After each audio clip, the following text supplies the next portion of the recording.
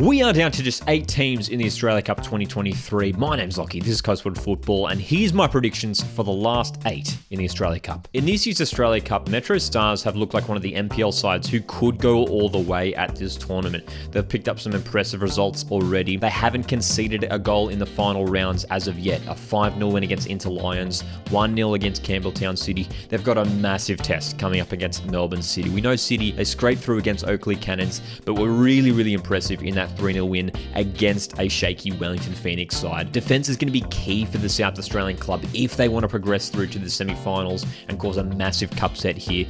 Melbourne City, though, they should be too strong. At the moment, the way that they're playing, the likes of Tolgay Arslan and Steven Ugarkovic have been looking great in midfield for Melbourne City. They should win this game. Would love to see a cup set, though. I'm going to go City 3-1, though. And then we have a thrilling quarterfinal matchup. It is a NPL Victorian derby between Melbourne Knights, Heidelberg United, two teams who, of course, faced off in the NPL Victoria this season. Some mixed results. 5-0 win for Melbourne Knights earlier on this season, and then Heidelberg hit back with a 3-2 win for them. Heidelberg United, again, one of those teams yet to concede a goal in the final rounds of the Australia Cup, and this is their 4th appearance in the quarterfinal stage. Having said that, it was the Melbourne Knights who did finish higher up on the ladder in the NPL Victoria this season. Knights finished 4th, were knocked out of the semi-finals recently. Heidelberg United, they finished 9th. This should be a really entertaining game and a really close one. It could swing either way. I'm going to go Knights to go through in the end, 3-2. An intriguing All A-League matchup between Brisbane Roar and Western Sydney Wanderers is the match to watch in the quarterfinals for me. Two teams who have been looking really good in the Cup so far.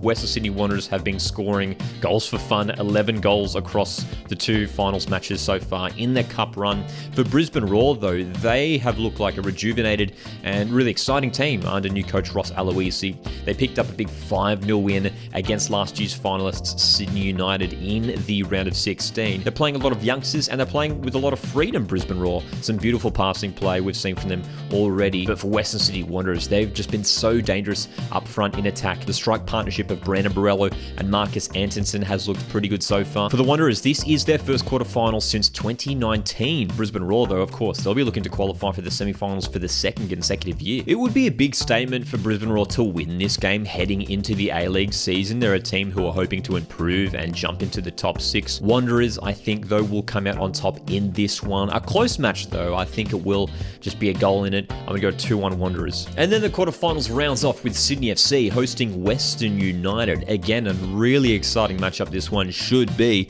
Sydney FC, they're used to making it this far into the Australia Cup.